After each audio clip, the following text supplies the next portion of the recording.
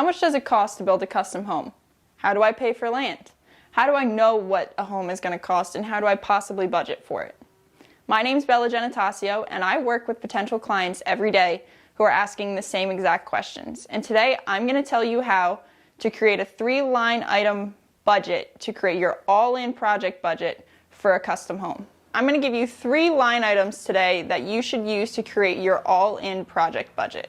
That first number you're going to want to create a budget for is the cost of land. Now this is going to vary depending on where you're looking to build, the size of the property, whether it already has public water and sewer, whether you need to put in a septic or well. All of those things are going to affect the price. But look in your area, look at some properties that might potentially interest you, and give that a line item. That's your first step. Line item number 2 is going to be land improvements. Now this is going to be everything that it takes to make your lot buildable.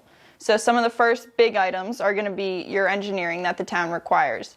Then it's going to be sewer versus septic, public water versus well, where your driveway's going, how you're bringing in electric, what trees need to be removed, what kind of grading needs to be done. And these are a lot of questions, and this is when we recommend you reach out to a local custom home builder, because they're going to be able to give you an idea of what it costs in your area, but also they should be able to take a look at one of those pieces of property that interests you and say, here are issues we see, and here's a budget I would give you based on that property. So line item number 3 is going to be the cost to build your house. Now this is probably the cost you've been thinking about, and maybe you didn't consider the 2 others.